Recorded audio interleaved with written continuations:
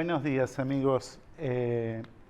Pese a que parece un tema extemporáneo a la realidad política, electoral y macroeconómica que vive la Argentina, la devaluación china, aunque parezca mentira, impacta en la Argentina y en el futuro de la Argentina. Hace poco era la devaluación de Brasil, que ya impactó, ya en las cuentas externas de la Argentina aparece esa devaluación, además de la crisis recesiva que empezó a vivir Brasil. Ahora se suma China con una supuesta, creo que triple devaluación, no sé si siguieron devaluando, pero por lo menos triple devaluación que impactó. Se dijeron muchas cosas, vamos a mostrar una placa donde están algunas de estas cosas, algunas dichas incluso por el invitado de hoy, que ya les voy a presentar. Se veía venir la devaluación. ¿Por qué? Porque la economía china empezó a desacelerarse hace algunos años. Parece increíble, ¿no? Creció el año pasado, empezó a crecer 7,4, 7,7%. Este año iba a crecer solo 7%, pero después de décadas en que el Producto Bruto chino crecía a 2 dígitos, es decir, tasas superiores al 20%. Entonces, esta es una anomalía, el bajo crecimiento. También hay un proceso más general, y esto también se dijo, en la medida que el dólar se fortalece en el mundo, se revalúa, producto de una mejor situación en la economía norteamericana, las monedas de los emergentes, de los países emergentes, se ven obligados a devaluar. Otros objetivos que tendría esta devaluación, las enumero simplemente: una, estimular la economía; dos, de alguna manera dejar flotar la divisa en el mercado bursátil. ¿Por qué? Porque China pretende ingresar con el yuan a la cesta de monedas del Fondo Monetario Internacional, que junto con otras monedas de alguna manera formarían un factor de equilibrio, de nuevo equilibrio del mercado cambiario mundial. Bueno, esto es todo lo que se ha dicho. Vamos a ver si logramos interpretar lo que puede ocurrir de ahora en más y qué nos puede pasar a nosotros. Invitamos a un especialista en el tema y en estos temas de la economía internacional, Luis Palma Cané. Gracias por venir. Por favor, buen día. No es la primera vez que lo he invitado y no es la primera vez que hablamos de China, por supuesto. Bueno, a ver si nos ordenás un poquito. ¿A qué hay que prestarle atención? Porque, digamos, vamos a seguir a partir de este momento recibiendo mucha información de China, mucha información de que las bolsas se caen por todo el mundo, muchos problemas en países emergentes donde el proceso de fuga de capitales se ha generalizado, en fin. A tu pregunta de dónde tenemos que fijar la atención, te diría en términos generales, siempre hay que mirar a China, porque es la segunda economía del mundo. Así como uno mira a Estados Unidos, hay que mirar a China normalmente. En este momento particular, yo te diría que hay que mirar el desequilibrio que venía produciendo China, que vos lo mencionaste muy bien en las placas, y en el cual también uno veía venir la devaluación de China. ¿Por qué? Porque China, ya preocupándose por la desaceleración que tenía la economía, de pasar de 10-11% al 7-8% que está ahora, ya desde el año pasado vino tomando medidas de estímulo. Tomó medidas de estímulo monetario, porque bajó las tasas de interés, tomó medidas de estímulo fiscal, porque aumentó fuertemente el gasto público y el déficit público también, obviamente, y le faltaba, obviamente, la tercera pata de la mesa, que es el estímulo cambiario, que es la devaluación. Claro. Entonces, yo te confieso que la esperaba, pero me sorprendió enormemente la forma en que lo hicieron. O sea, ¿qué sentido tuvo? No lo- Porque finalmente fue 3%. sí, ¿Cuánto suma? 4,2. Ajá, 3 4,2. lunes, martes y miércoles. Y no es el estilo chino.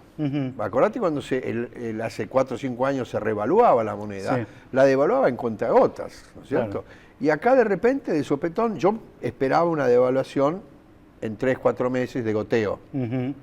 Y fue de escalón, como bien dijiste, de 3 escalones. Entonces, se produce una reacción inmediata en el mundo que realmente uno debe preguntarse por qué, porque el proceso de evaluación ya había empezado en las otras monedas. Claro, no es sorpresivo. No es sorpresivo.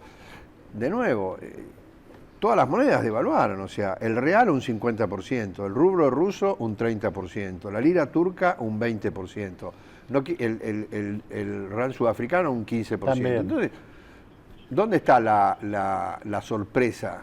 Y además es justificado que China devalúe, porque cada vez era menos competitiva, digamos. Claro. Entonces, primer punto, era esperable. Esto facilita las ventas, justamente. Claro, cuando vos devaluás, exportaciones. se hace más competitiva las exportaciones y te encarecen las importaciones. Claro. Con lo cual, como contracara de la moneda, el país que está comerciando con vos se le dificulta las exportaciones y se le abaratan las importaciones desde China, que es el impacto general, ¿no? Quedémonos ahí, Luis. ¿Cómo no? Hay una cosa muy importante que es el mercado interno chino, obviamente.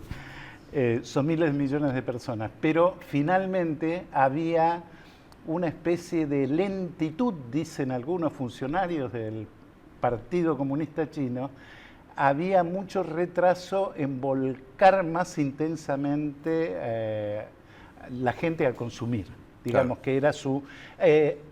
hubo un fanatismo por la inversión, en una parte de la historia económica. Y la exportación. Y la exportación ahora es el consumo interno, es decir, no perder esas clases medias que se hicieron con este boom capitalista o pseudocapitalista.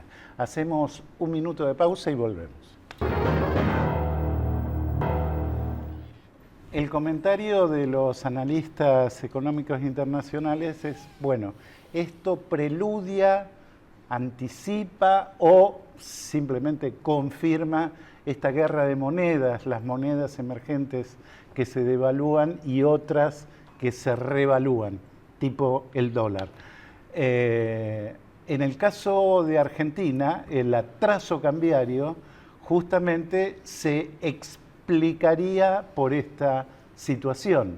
Si bien Argentina no devaluó aún concretamente, tiene un tipo de cambio muy atrasado. ¿Qué es lo que se discute acá y qué le podría afectar a la Argentina? Está claro, Argentina exporta menos, Brasil compra menos, se nos encarecen las importaciones de China, calculo, claro, ahora. Obviamente. Es un comprador muy importante de productos argentinos. Sí, están entre los 3 primeros, ¿no? Entre los 3 primeros, exactamente. Es decir, impacto va a haber.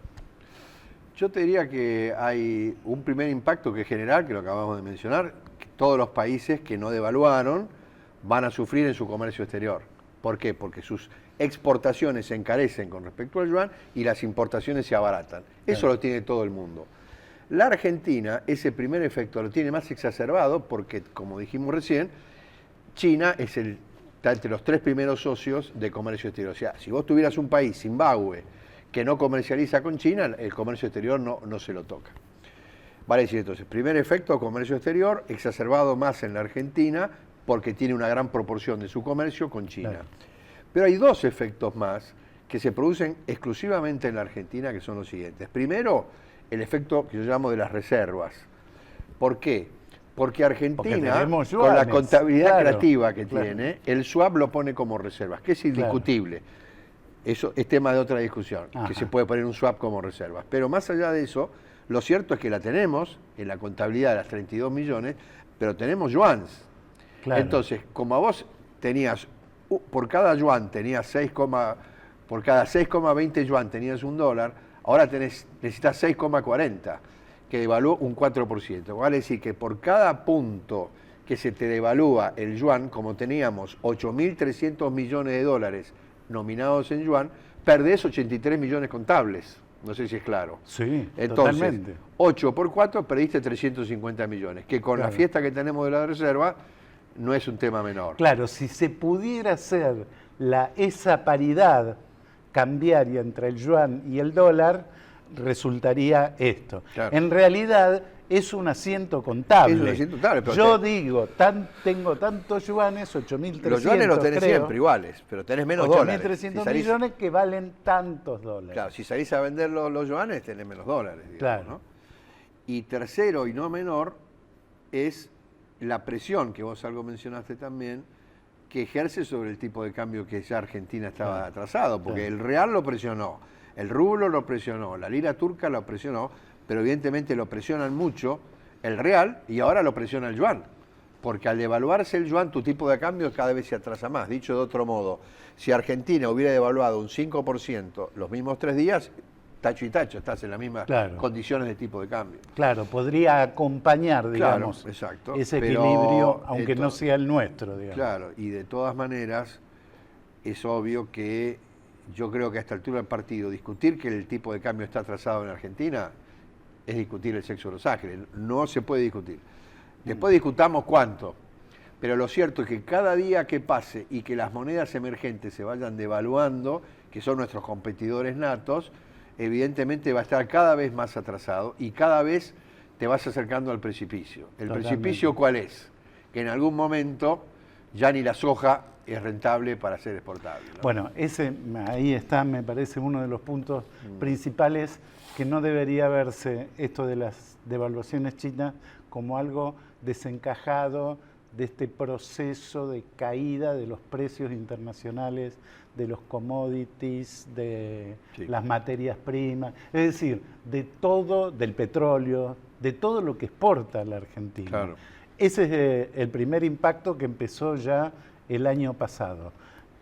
Lo que compramos, en lo que vendemos es cada vez más barato y lo que compramos cada vez más caro. Es una ecuación básica elemental.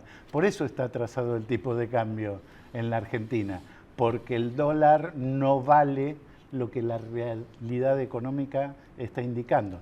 No se puede tener inflación del 40% el año pasado, o aún inflación de 25%, suponiendo que sea esa la inflación a fines del 2015, sin variar el tipo de cambio. Hay algo que no funciona bien, ¿no? En realidad no funciona bien la política económica, finalmente. No, yo te diría que no funciona bien nada. Y acá el problema de la economía argentina es que tiene 3 desequilibrios.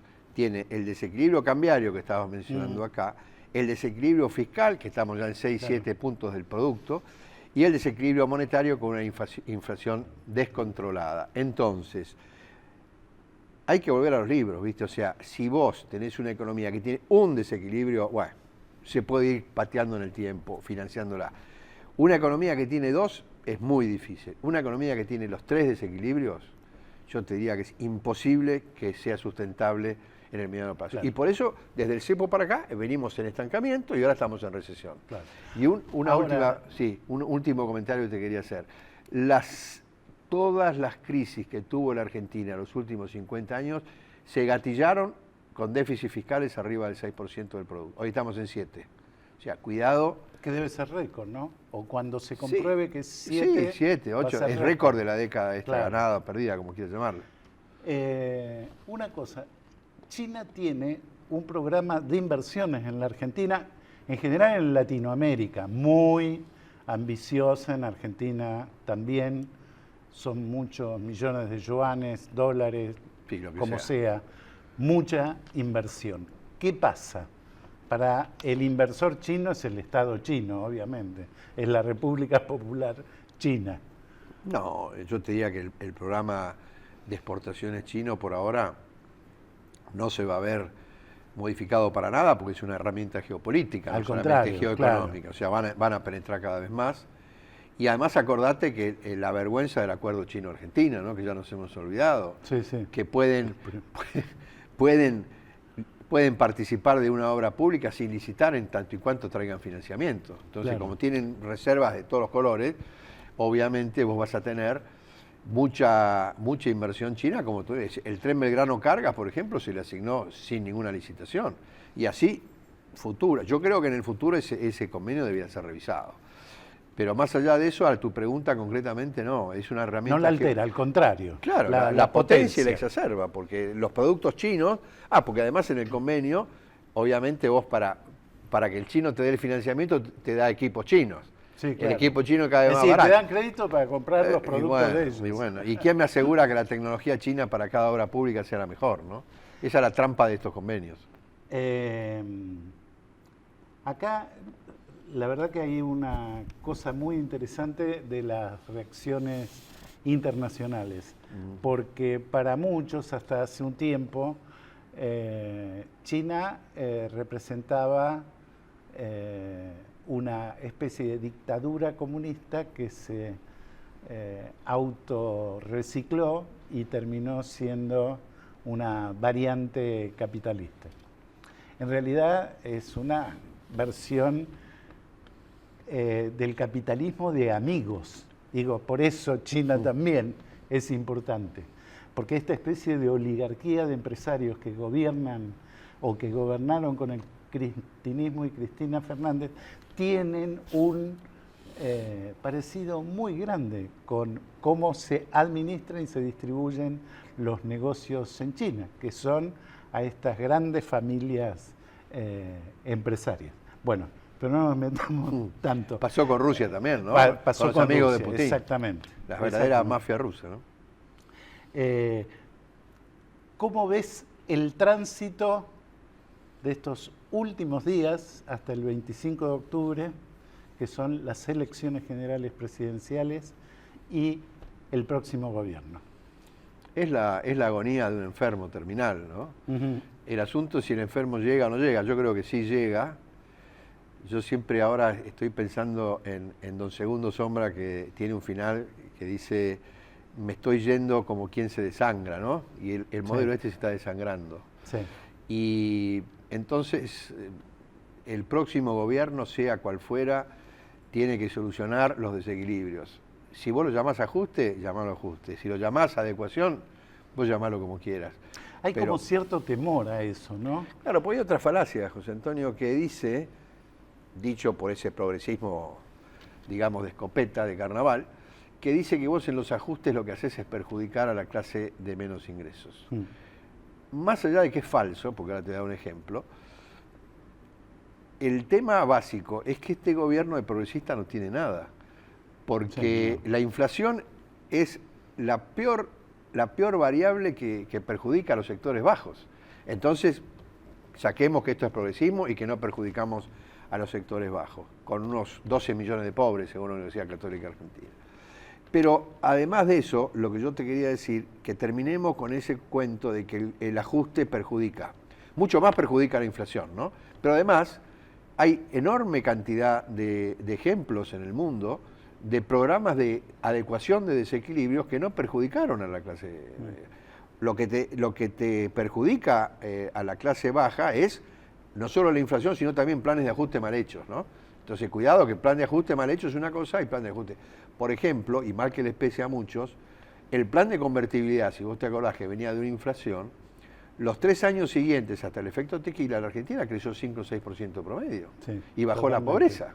Estaba bien hecho. Después tuvo el problema del déficit fiscal, ese es otro cuento. Pero entonces, terminemos con la falacia de que los ajustes, sea cual fuera, perjudican a las clases bajas, y remarquemos que lo que más perjudica hoy a la clase baja es una inflación que está alimentada por un déficit fiscal generado por un gasto público incontenible, nacional y popular.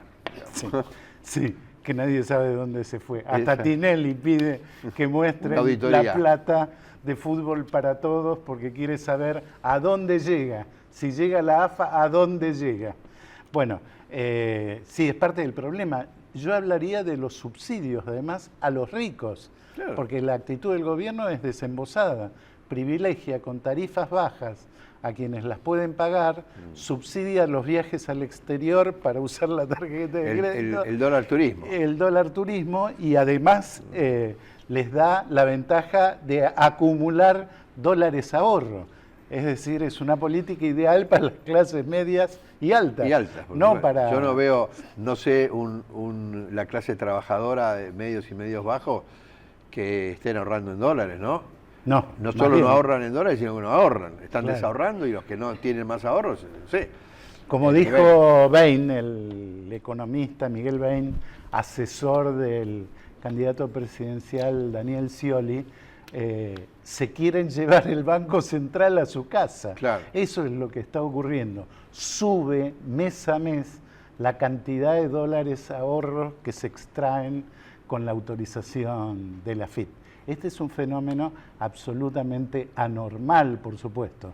Lo que pasa es que está naturalizada la especulación y el oportunismo, ¿no?